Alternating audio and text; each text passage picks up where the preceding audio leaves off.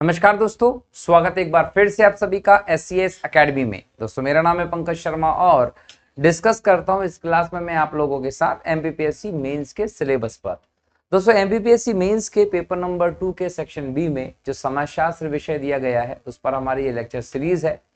और इस lecture series के आज के इस लेक्चर में हम लोग एक और नए टॉपिक पर डिस्कशन कर रहे हैं। दोस्तों हमारा एक टॉपिक चल रहा है धर्म का भारतीय समाज पर और भारतीय समाज में जो विवाह व्यवस्था उस पर क्या प्रभाव है। विवाह व्यवस्था के बारे में कई इंपॉर्टेंट फैक्ट्स हम लोगों ने देख लिए हैं। विवाह व्यवस्था के जो इंपॉर्टेंट क्वेश्चन बन सकते हैं वो हम लोगों ने देख लिए हैं। अलग अलग समाज में अलग अलग धर्म समुदाय में जो विवाह की पद्धतियां उसको भी मैंने आप लोगों से डिस्कस किया। डिटेल में मैंने आप लोगों को पिछले लेक्चर में बताया था कि हिंदुओं में विवाह की पद्धति कैसी है और हिंदुओं की विवाह की पद्धति को मुसलमानों की विवाह की पद्धति से, सिखों की विवाह की पद्धति से और ईसाइयों की विवाह की पद्धति से तुलना करके भी मैंने आपको बताया था। आपने उस लेक्चर को अगर सुना है तो आपको क्लियर ये पता चल गया होगा कि इन सभी समुदायों की विवाह व्यवस्था में क्या मूलभूत अंतर हमें दिखाई पड़ते हैं। निसंदेह इसमें जो श्रेष्ठतम विवाह की पद्धति रही वो श्रेष्ठतम विवाह की पद्धति जो रही वो हिंदू विवाह की पद्धति ही थी दोस्तों। और हिंदू विवाह की जो पद्धति रही उसको आप दूसरे विवाह पद्धतियों से तुलना भी नहीं करें तो ज्यादा अच्छा, क्योंकि हम विवाह की व्यवस्था में उस श्रेष्ठतम स्तर पे हैं जो हमें कहीं और दिखाई नहीं पड़ता। जबकि आप इसमें मुस्लिम विवाह पद्धति को देखेंगे तो आपको एक अलग प्रकार की एक पक्षीय विवाह पद्धति देखने को मिलती है जो पुरुष पक्ष को ही ज्यादा समर्थित है। उसमें स्त्री पक्ष का बहुत ज्यादा शोषण ही हमें दिखाई पड़ता है। भले वो हम हलाला प्रथा की बात कर लें, 3 तलाक की बात कर लें या एक से ज्यादा 4 शादी रखने की एक वैलिड उनको जो परमिशन है वो उसको हम लोग देखें। इसी प्रकार की विवाह व्यवस्था को हम और आगे देखने वाले हैं। आज हम बात करेंगे जनजातियों में विवाह व्यवस्था को। दोस्तों भारत में हम बात करें तो कई सारी आदिम जनजातियां हैं। ये जो आदिम जनजातियां हैं इनकी जो संस्कृति है, जो सभ्यता है, इसको ये आज भी बनाकर रखे हुए हैं। हमारे जो शहरी जीवन है इससे ये बिल्कुल अलग थलग रहते हैं। उस अलग थलग व्यवस्था में अपनी सांस्कृतिक, अपनी सभ्यता की जो विशेषता है उनको ये आज भी बनाकर रखे हुए हैं। आज भी इन लोगों को दूसरों का, शहरी चीजों का, मॉडर्न जो चीजें उसका अपनी सभ्यता में, अपनी संस्कृति में, अपनी परंपरा में इंटरफेरेंस पसंद नहीं होता। जब भी कोई इस प्रकार की कोशिश करता है तो ये जनजातियां जो है ये उस पर एक्शन लेती है। और इन्हीं परंपराओं की जब हम बात करते हैं तो उसमें हम लोगों को उनकी विवाह की परंपरा भी देखने को मिलती है। हमने जब अन्य धर्मों की, अन्य समाजों की विवाह परंपरा पे देखा, वैसे ही जनजातीय व्यवस्था में भी हमें अलग विवाह परंपरा देखने को मिलती है, व्यवस्था देखने को मिलती है, उसके रिवाज देखने को मिलते हैं। ये रिवाज हिंदुओं से, मुस्लिमों से, सिखों से, ईसाइयों से बिल्कुल अलग है। कई सारे समाजशास्त्रियों ने इसको वर्णन करने का भी प्रयास किया है और उसको वर्णन भी किया है और इनकी जो विशेषता है उनको दुनिया के सामने भी वो लेकर आए हैं। जैसे एक जनजातीय समुदाय की अगर मैं विशेषताओं की बात करूं तो मैं नागा समुदाय की विशेषता को यहाँ आपको दर्शाता हूं। हमारे देश में नागा समुदाय जो है इसमें एक विवाह की पद्धति चलती है। पहली बात तो यह कि बहुपत्नी प्रथा है। पुरुष के कई सारी औरतों से शादी होती है, बहुत सारी पत्नियां हैं। अब इसमें एक परंपरा क्या होती है, उस परंपरा को आप जानेंगे तो आपको आश्चर्य लगेगा और समाजशास्त्र ने इसका वर्णन भी किया है। क्या परंपरा है कि मान लीजिए कोई ए नाम का कोई पुरुष है, इसने कई सारी शादियां की हैं, जिसमें हम मान लें कि इसकी BCDEF इसकी क्या है, ये सब के सब इसकी पत्नियां हैं। बराबर पुरुष ए की इतनी सारी पत्नियां हैं। अब इसमें मान लेते हैं कि ये बी है। बी जो पत्नी है ये बड़ी पत्नी है या छोटी पत्नी है, जो भी हम मान लें, इसका पुत्र है।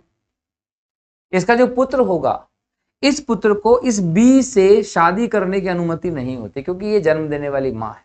लेकिन इसकी जो अन्य माँ है ये, इनसे इसको शादी करना पड़ती। मतलब ये पुत्र जो होगा, ये पुत्र अपने पिता की अन्य विधवाओं से विवाह करेगा जब पिता की मृत्यु हो जाएगी तो, संपत्ति के बंटवारे को लेकर और विभिन्न परंपराओं के चलते ये यहां पर परंपरा हमें देखने को मिलती है। तो ऐसी कई अलग अलग प्रकार के विचित्र, हम लोगों को चौंकाने वाली, आश्चर्य में डालने वाली परंपराएं भारत की जनजातियों में चलती हैं विवाह के संदर्भ में, जिनको समाजशास्त्रियों ने अपने अपने ढंग से प्रदर्शन करने का प्रयास किया है दोस्तों। तो ऐसी कई सारी परंपराओं को आज की इस टॉपिक में मैं आप लोगों के साथ डिस्कस करूंगा। जैसे मैंने नागा समुदाय की परंपरा को देखा, इस लेक्चर को हम लोग शुरू करेंगे और भी आगे तक, लेकिन शुरू करने से पहले आप लोगों को क्या करना है, जो भी लेक्चर देख रहे हैं, वीडियो से जुड़ते हैं मेरी, वो प्लीज चैनल को सब्सक्राइब करिएगा और अपने दोस्तों के साथ भी इस लेक्चर को शेयर जरूर करिएगा, क्योंकि मेंस की दृष्टि से बहुत इंपॉर्टेंट टॉपिक्स में डिस्कस कर रहा हूं और सोशियोलॉजी का जो विषय है वो अब 150 अंक का आपको आने वाला है, बहुत इंपॉर्टेंट है। क्वेश्चन भी मैं आपको बताता हूं और आपको कहता भी हूं कि जो डिस्क्रिप्शन है हमारे लेक्चर का, उसमें टेलीग्राम के लिंक है, टेलीग्राम पे जाइए, सब्सक्राइब करिए, फॉलो करिए टेलीग्राम को। और कोई भी क्वेश्चन आप लिखते हैं, कोई भी प्रश्न आपका होता है, तो तुरंत मुझे फोटो भेज दीजिए और क्वेश्चन कर लीजिए, उसका जवाब मैं आपको जरूर देने वाला हूँ। तो ये जरूर करिएगा। शुरू करेंगे इस लेक्चर को। समुदाय जनजाति व्यवस्था का जो है, हम उसमें विवाह व्यवस्था देख रहे हैं, लेकिन विवाह अगर हम जनजाति व्यवस्था में देख रहे हैं तो एक चीज हम लोगों को समझना है कि जनजातीय विवाह व्यवस्था से पहले जनजाति का मतलब भी समझा जाए। तो जब आपसे पूछा जाता है कि जनजाति मतलब क्या, तो आप सीधा सा एग्जांपल दे देते हैं, जनजाति मतलब आदिवासी समुदाय को हम लोग जनरली कहते हैं। कोई इसकी अगर डिटेल में डेफिनेशन भी देने का प्रयास करता तो वो ये कहता है कि शहरी जीवन से अलग थलग रहने वाले, शहरी जीवन से अलग दूर जंगलों में निवास करने वाले जो समुदाय होते हैं उनको हम लोग आदिवासी समुदाय कहते हैं। लेकिन अगर इसकी आपको एक ऑथेंटिक डेफिनेशन देना तो आपको ये बताना पड़ेगा कि भारतीय संविधान के आर्टिकल नंबर 342 में जो सूची है जनजातियों की, उसमें जो जो जनजाति शामिल होगी उसी को आप जनजाति मानते हैं। तो जब जनजाति का पूछेंगे तो आपको आर्टिकल नंबर 342 का डिस्कशन करना है, लेकिन आदिवासी अगर समुदाय का पूछा जाए तो आप बताएंगे कि शहरी जीवन से अलग थलग दूर जंगलों में जो निवास करते हैं, अपनी संस्कृति को, अपनी विरासत को जो बनाकर रखने वाले समुदाय होते हैं, उनको हम आदिवासी समुदाय कहते हैं। और ऐसे समुदायों को किसी भी राज्य के राज्यपाल, याद रखिएगा, कोई भी राज्य का राज्यपाल अगर उस पर सहमत होता है और वो राष्ट्रपति को इसको लेकर परामर्श करता है, तो उस राज्यपाल के परामर्श पर राष्ट्रपति किसी भी राज्य के किसी भी आदिवासी समुदाय को, किसी भी समुदाय को जनजाति के तौर पर सूचित कर सकता है आर्टिकल 342 के अंतर्गत। तो ये तो जनजाति समुदाय को लेकर क्या प्रावधान है, हमने उस पर बात की। लेकिन यहाँ एक और चीज आपको जानना है कि भारत में 8% से ज्यादा, अगर हम याद रखें तो ये याद रखिएगा कि 8% से ज्यादा जनसंख्या जो है भारत की, वो जनजातीय समुदाय की है। ये 2011 की गणना के मैं आंकड़े बता रहा हूं, अब तो ये बहुत ज्यादा हो चुका होगा, लेकिन 8% से ज्यादा हमारे देश में जो है वो आपको जनजातीय समुदाय देखने को मिलता है। और एक बहुत बड़ी पॉपुलेशन है, इसके अलग सांस्कृतिक विशेषता हम लोगों को देखने को मिलती है, और इन विशेषताओं में इनकी जो अलग खूबी है वो विवाह व्यवस्था में देखने को मिलती है। अब हम जनजातीय समुदाय की जब विवाह व्यवस्था की बात कर रहे हैं तो एक एक करके इनकी विवाह व्यवस्था को समझने का प्रयास भी करते हैं। टॉपिक क्या है? जनजातीय विवाह व्यवस्था। अब इनमें कौन कौन से विवाह हैं जो चलते हैं वो हम देखते हैं। जैसे ममेरे फुफेरे भाई बहनों में विवाह हो जाता है। हिंदू परंपराओं में हम लोग ये मानते हैं कि भाई बहनों में शादी नहीं होती, जनजातियों में भी नहीं होती। यहां पर जो रक्त संबंधी होते हैं ना, खास निकटतम, उनमें शादी नहीं होती। ऐसे तो अगर आप ममेरे फुफेरे भाई बहनों की बात करते हैं तो उनमें शादियां होती है। इनमें तो ममेरे फुफेरे भाई बहनों में शादी संभव है, परंतु घनिष्ठ जो रक्त संबंधी होते हैं, एक ही माँ के संतान, एक ही पिता के संतान, उसमें नहीं होती। अब ममेरे फुफेरे भाई बहनों के इस कॉन्सेप्ट को जब आप देखते हैं तो आपको कुछ एग्जाम्पल देखना है। जैसे कि हम गोंड जनजाति की बात करें, खस जनजाति की बात करें, उरांव की बात करें, खरिया की बात करें, कादर जनजाति की बात करें, एग्जाम्पल आप लोगों को लिखना पड़ेगा ना। गोंड, खस, उरांव, खरिया, कादर, ये वो जनजाति समुदाय है जिनमें ममेरे फुफेरे भाई बहनों में शादी होती है। तो ये एक इंपॉर्टेंट सेक्शन है, आपको ध्यान रखना है कि ममेरे फुफेरे भाई बहनों में शादी की जो परंपरा वो इनमें चलती है और विवाह होता भी। इसको लेकर एक इंपॉर्टेंट चीज है, दूध लौटावा। दूध लौटावा जो है ये गोंड जनजाति में चलने वाली है। गोंड जनजाति जो है भारत की सबसे बड़ी जनजाति है दोस्तों, गोंड जनजाति। इसमें दूध लौटावा प्रथा चलती है, जिसमें मामा बुआ के जो बच्चे होते हैं, मामा बुआ के बच्चे जो होते हैं, इनमें ये शादी होती है। इसमें जो वधु मूल्य, कन्या मूल्य होता है, उसका ये हेर फेर कर देते हैं। तुम्हारे यहाँ से लड़की आ गई, इधर से लड़की चली गई, हिसाब बराबर हो गया, वधु मूल्य नहीं चुकाना पड़ता है। तो वधु मूल्य से बचने के लिए ऐसा करते हैं कि मामा की लड़की और मामा की बहन की लड़की, इन दोनों का विवाह कर दिया जाएगा, लड़का लड़की का। और ये जो विवाह होगा ये ममेरे फुफेरे भाई बहनों का विवाह होता है। इसको दूध लौटा हुआ गोंडों में कहते हैं। तो एक अधिमान्य विवाह परंपरा है जो हमारे देश में जनजाति समुदाय में चलती है। देवर विवाह हमारे देश में बहुत ज्यादा चलता है। अब देवर विवाह की जब आप बात करते हैं दोस्तों, तो ये याद रखिएगा कि विशेष तौर पर कन्या मूल्य से बचने के लिए देवर विवाह किया जाता है। जनरली क्या हुआ, मान लीजिए कि पति है, पत्नी है, अब ये इनका विवाह हो गया है। अब यहाँ पर जो पति है उसका छोटा भाई है, बराबर हो गया। अब ये जो छोटा भाई है ये इस पत्नी का कौन हो गया भैया, देवर हो गया। इतना तो सभी लोग समझते हैं रिश्ते नातों में। अब मान लीजिए इस पति की डेथ हो जाती है, तो इस पति के परिवार ने क्या किया है कि इस पत्नी के लिए पहले से ही वधू मूल्य दे दिया है। क्या दे दिया है, वधू मूल्य चुका दिया है। तो ऐसे में ये दोबारा से वधू मूल्य किसी और लड़की को देकर दूसरी लड़की को घर में नहीं लाना चाहते, वधू मूल्य को बचाना चाहते हैं, बराबर है ना। तो ये क्या करते हैं कि इसके जो छोटा भाई है, मतलब इसका जो देवर होगा, उससे इस लड़की की शादी करा देते हैं। अब यहां पर दिक्कत क्या है कि बड़े भाई की पत्नी इसकी भाभी हो गई। अब बड़े भाई की अगर डेथ हो गई और छोटा भाई खुद भी शादीशुदा है, तो इस विधवा से क्या वो शादी करेगा, तो जी हाँ, उसकी दो वाइफ हो जाएंगी। उसकी जो पहली पत्नी है वो तो उसकी वाइफ रहेगी रहेगी, लेकिन इस विधवा की शादी भी छोटे भाई से करवा दी जाती है। ये हमारे यहाँ पर देवर विवाह की परंपरा हमको देखने को मिलती है। ऐसे एक विवाह होता है साली विवाह। अब यहाँ पर अगर पति की मृत्यु हो रही तो उसके छोटे भाई से पत्नी की शादी करवाएंगे, लेकिन कभी कभी पत्नी की भी मृत्यु हो जाती है। तो क्या हुआ कि मान लीजिए कि पति पत्नी है, अब ये पति हो गया और ये पत्नी हो गई, ठीक है ना। यहाँ पर किसकी मृत्यु हो गई, पत्नी की मृत्यु हो गई। अब पत्नी की मृत्यु हो गई तो इस पति ने क्या किया है, इस पत्नी के लिए वधू मूल्य चुका दिया है। अब ये दोबारा क्यों वधू मूल्य चुकाएगा, इसको तो बचना है वधू मूल्य से। तो ये पति जो होगा इसकी शादी इस पत्नी के मरने के बाद इसकी छोटी बहन जो इसकी साली होगी उससे करवा दी जाती है। तो ये भी वधू मूल्य को बचाने के लिए होती है, ये याद रखिएगा। तो एक बार कन्या का मूल्य चुकाया जा चुका है, इसलिए उसी परिवार की दूसरी कन्या से शादी कर दी जाती है। तो यहाँ पर हम लोगों ने देवर विवाह, साली विवाह की बात कर लिया, ममेरे फूफेरे भाई बहनों में जो विवाह होता है उसकी बात कर ली। खासकर दूध लौटावा, देखिए दूध लौटावा बहुत इंपॉर्टेंट एक परंपरा है हमारे गौंड समुदाय की, तो इसको आप लोग जरूर याद रखिएगा। एग्जाम में यहाँ से सीधे सीधे क्वेश्चन आता है, 2 अंक का प्रश्न होगा जो आप लोगों को ध्यान रखना है, ठीक है। अब हम लोग विवाह के अन्य प्रकारों पर बात करते हैं।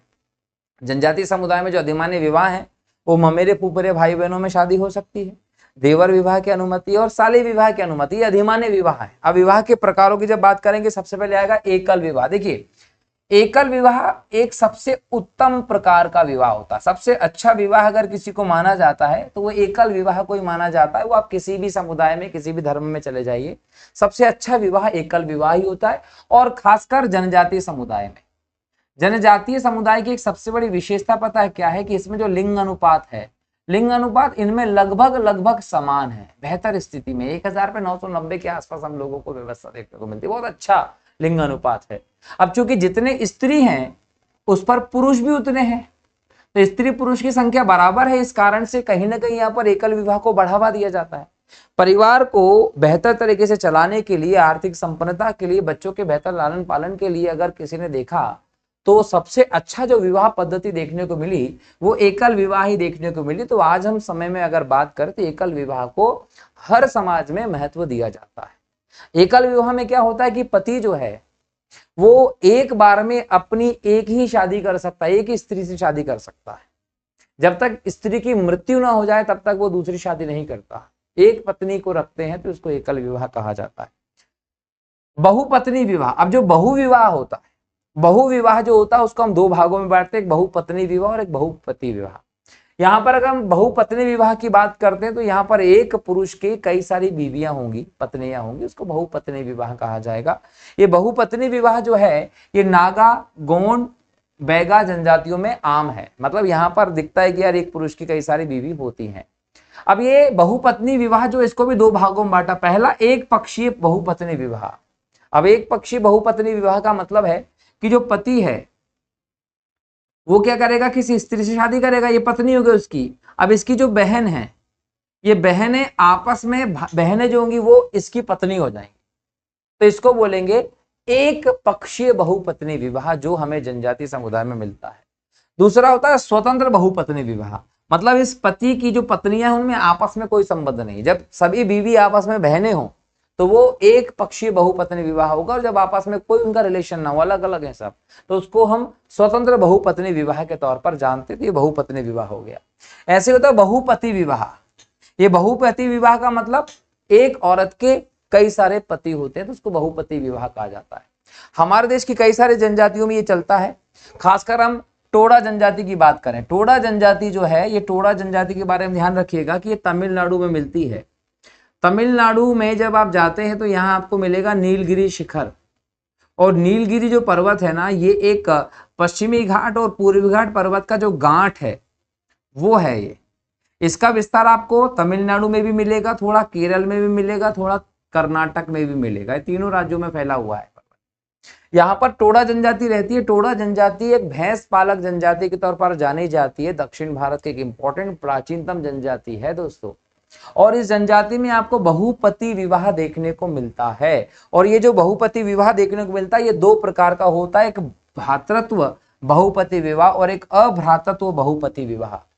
ये भ्रातृत्व बहुपति विवाह जो होता है, इसमें स्त्री के जो पति होते हैं वो आपस में भाई होते हैं। मतलब कि किसी स्त्री की अगर किसी परिवार में शादी हुई, बड़े भाई से शादी हो गई, तो उसके जितने भी भाई होंगे वो अपने आप उस स्त्री के पति हो जाएंगे। उसके किसी को ऐतराज वहां दिखाई नहीं पड़ेगा। अपने अपने हिसाब से दिन डिसाइड कर लिए जाते हैं, स्त्री उन पुरुषों के साथ जीवन बिताती है, किसी को कोई ऐतराज नहीं होगा। अभ्रातृत्व तो बहुपति विवाह जो होता है, इसमें जो भाई होते हैं उनका कोई कॉन्सेप्ट नहीं है। स्त्री के जो पति होंगे सब अलग अलग होंगे। अब यहां पर दिक्कत क्या आ गई? दिक्कत ये आ गई कि अगर ऐसे बहुपति विवाह में अगर बच्चा होना है, बच्चा तो होगा। अब अगर बच्चा हो गया तो उस बच्चे की जिम्मेदारी कौन लेगा? वो बच्चे का बाप कौन कहलाएगा? तो उस बच्चे का बाप निर्धारण करने के लिए एक सुतपिमी संस्कार होता है। सुतपिमी संस्कार का नाम याद रखेंगे। सुत मतलब पुत्र। तो सुतपिमी संस्कार जो होता है वो हमें इस टोडा जनजाति में देखने को मिलता है। इसमें क्या होता है कि जो भी पुरुष, बहुत सारे पुरुष पति हैं उस औरत के, तो जो भी पुरुष उस बच्चे की जिम्मेदारी लेने के लिए तैयार हो जाएगा, उसे उस बच्चे का बाप मान लिया जाएगा। और इस बाप को निर्धारण करने की जो प्रथा है उसे सुतपिमी संस्कार कहा जाता है इस जनजाति में दोस्तों। तो ये मैंने पहले ही कहा था कि आपको आश्चर्यचकित कर देंगे, ऐसे विवाह की परंपराएं हमें हमारे जनजातीय समुदाय में देखने को मिलती हैं। तो ये बहुपति विवाह और बहुपत्नी विवाह देखा। अब ये तो विवाह के प्रकार देख लिए, एकल विवाह, बहु विवाह, बहुपत्नी विवाह, बहुपति विवाह, सब चीजें आप लोगों को समझ में आ गई होगी। एग्जाम में क्वेश्चन आएगा, 2 अंक आएगा तो लिख दोगे, 7 अंक आएगा तो लिख दोगे, 10 अंक आएगा तो लिख दोगे। आराम से लिखना, कोई दिक्कत नहीं है। जैसा बता रहा हूं वैसा का वैसा छाप दोगे तो भी नंबर मिल जाएंगे। अब जनजातियों में जीवन साथी चुनाव के आपको तरीके बताता हूं। जीवन साथी चुनाव का जो पहला तरीका है दोस्तों वो है हरण विवाह। किडनैप कर लेना, उठा लेना लड़की को और शादी कर लेंगे। तो लड़की को उठा के ले जाएंगे, आपने देखा होगा पुरानी पिक्चरों में बहुत होता था। तो लड़की को उठा लेंगे, किडनैप करेंगे, कभी मंडप से किडनैप कर लेंगे, कभी घर में से किडनैप कर लेंगे, ले जाएंगे और जाके ब्याह कर लेंगे। तो ये जो विवाह होता है किडनैपिंग वाला, इसको हरण विवाह कहते हैं। हर लेना, हर लेने वाला जो विवाह होता है। अब इसमें इसके 2 प्रकार, एक होता है वास्तविक हरण विवाह और दूसरा होता है अवास्तविक हरण विवाह। जो वास्तविक हरण विवाह है वो भील जनजाति, खरिया जनजाति, संथाल, मुंडा, इनमें बहुत ज्यादा चलता है। हरण विवाह इनमें बहुत ज्यादा चलता है। और वास्तविक हरण विवाह की मैं बात यहाँ पर करता हूं। हो जनजाति में इस हरण विवाह को अपोर तिपी कहते हैं। यहाँ पर अपोर का मतलब होता है हाथ और तिपी का मतलब होता है पकड़ा पकड़ी। तो जबरदस्ती अगर किसी लड़की का हाथ पकड़ के भगा के ले जाएंगे तो उसे हो जनजाति जो खास तौर पर झारखंड में हमें देखने को मिलती है, वहां इसको अपोर तिपी कहा जाता है दोस्तों। और दूसरा मैंने बताया है सांकेतिक हरण विवाह। अब सांकेतिक और वास्तविक हरण में अंतर समझ लीजिए। वास्तविक हरण तो मतलब तो सही में ही उठा के ले गए लड़की को और बाद में ब्याह कर लिया जबरदस्ती। सांकेतिक हरण आजकल चलने लगा है। आजकल क्या है, थोड़ा सा वास्तविक हरण कम हो गया है, चलता है, भीलों में चलता है, खरिया में चलता है, संथाल में चलता है, मुंडा में चलता है, इनमें चलता है।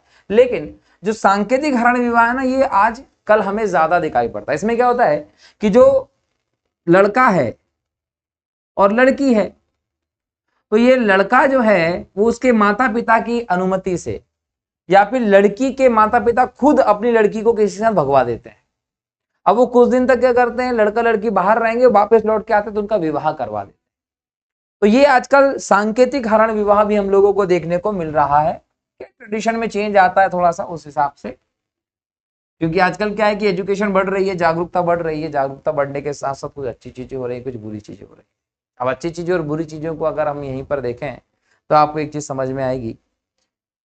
जैसे कि अब थोड़ी देर पहले मेरी ही चर्चा चल रही थी कि गणेश उत्सव मनाया जा रहा है, और मैं हर वक्त ये बात कहता हूं कि जब आप गणेश उत्सव मनाते हैं तो आप लोकमान्य बाल गंगाधर तिलक को जरूर याद करते हैं, क्योंकि जो गणेश उत्सव मनाया जा रहा है वैसे ही शिवाजी उत्सव भी हमारे देश में मनाया जाता है। और गणेश उत्सव और शिवाजी उत्सव मनाने का जो प्रारंभ है वो स्वतंत्रता संघर्ष के दौरान लोकमान्य बाल गंगाधर तिलक ने ही किया था।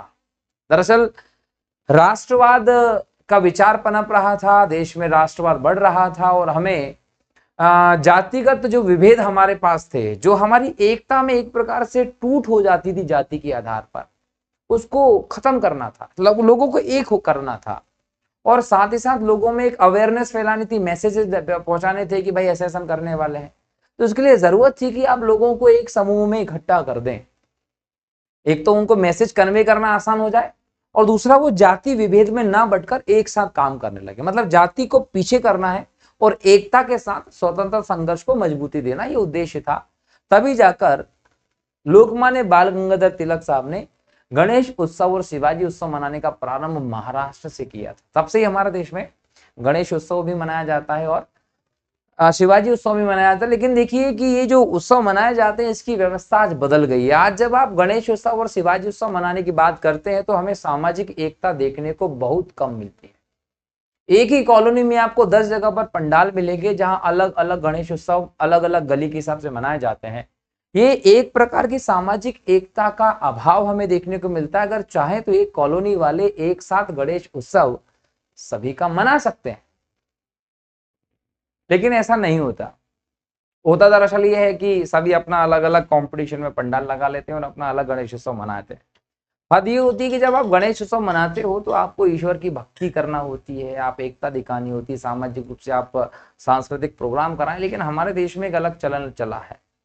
एक तो ये कि गणेश उत्सव करिए और उसके नाम पर आप अलग अलग भद्दे प्रकार के फिल्मी गानों को चलाएंगे और अपना एंजॉयमेंट करेंगे। गणेश जी बेचारे साइड में बैठे होते हैं और आप अलग अलग फिल्मी गाने भद्दे गाने चला चला के अपना खुद का एंटरटेनमेंट कर लेते हैं। और जब पूरे दिन हो जाते हैं गणपति जी के तो फिर उनकी मूर्ति को या तो किसी मैदान में जाके फेंक दिया जाता है या किसी तालाब में ऐसे उछाल के फेंका जाता है जैसे कि अब आपको उनसे कोई मतलब ही नहीं है। तो एक प्रकार से हम हमारे ईश्वर का खुद यहाँ पर अपमान करते हैं। तो इस बार जब आप गणेश विसर्जन करें तो ये अपमान ना करें। अच्छे से अपने घर पर एक टब में एक बाल्टी में गणेश जी की प्रतिमा को रखिएगा और उसके बाद जब वो पूरी तरीके से गल जाए तो उसको एक पेड़ में डाल दीजिएगा या किसी अच्छे स्थान पर डालिएगा जहाँ पर वो गणेश प्रतिमा जो है उसका अपमान ना हो। इस बार संकल्प लीजिए कि आप गणेश जी का अपमान बिल्कुल नहीं होने देंगे। और अगली बार से जब भी ऐसा कुछ आपको देखने को मिलता है कि किसी भी पंडाल में इस प्रकार के गाने या भद्दे चीजें चल रही हैं तो उसको आप रोकने की कोशिश करोगे तो ये एक हमारे संस्कृति में सुधार होगा जो आजकल हो रहा है कि नहीं है। खैर बदलाव तो बहुत सारे हो रहे हैं। अगला हम लोग देख लेते हैं। एक परीक्षा विवाह भी होता है। ये परीक्षा विवाह होता है ये खासकर हम भीलों में देखते हैं। भीलों में गोल गधेड़ों जो प्रचलित है वो एक प्रकार का परीक्षा विवाह होता है।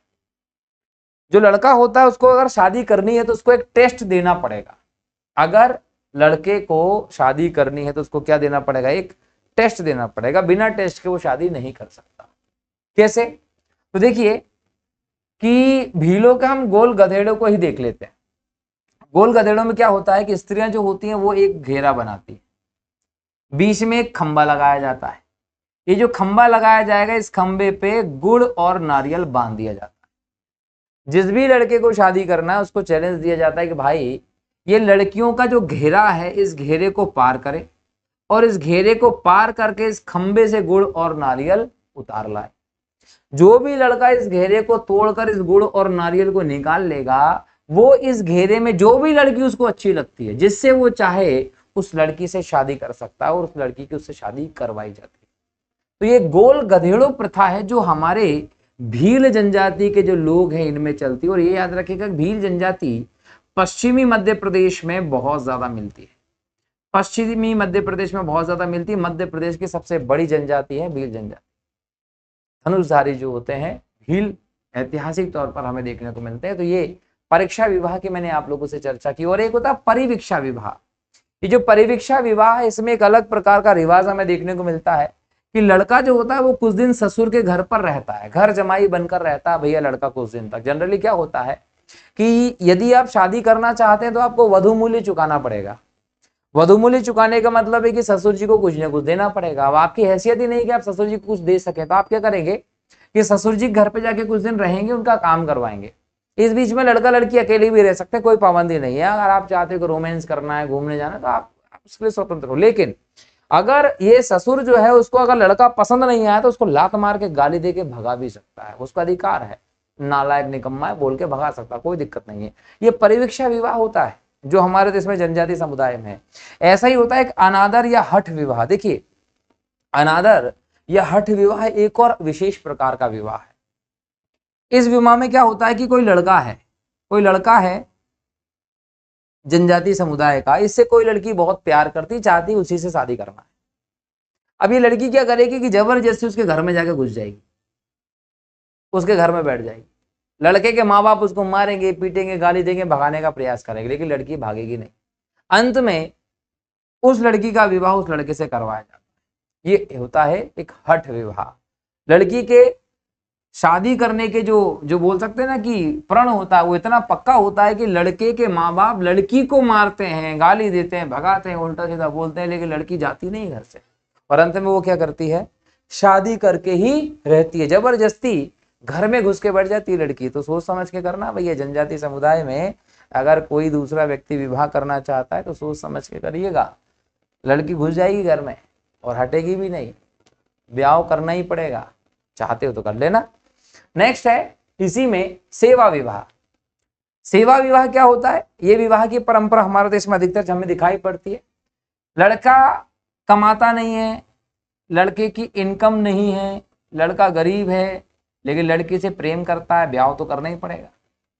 तो ऐसे स्थिति में वो क्या करता है कि इसमें भी घर जमाई बन जाता है। एक समय तक ससुर जी के यहाँ पर काम करेगा, जैसे ही वो चुकाने का जो मूल्य है उसके बराबर वो सेवा कर लेता है एक समय, तो उसके बाद वो लड़की को लेकर अपने घर आ जाता है। खस बेगा गोंड जनजाति में सेवा विवाह जो होता है इसे बहुत ज्यादा हमें देखने को मिलता है। इसे लमसेना विवाह के तौर पर भी देखते हैं। क्रय विवाह क्या होता है, क्रय विवाह मतलब लड़की का मूल्य चुका दीजिए, लड़की खरीद के शादी कर लीजिए, ये क्रय विवाह होता है। एक होता है पलायन विवाह। पलायन विवाह का मतलब होता है भाग कर शादी कर लेते हैं, लड़का लड़की दोनों भाग जाते हैं, भाग कर शादी कर लेते हैं, पलायन विवाह होता है।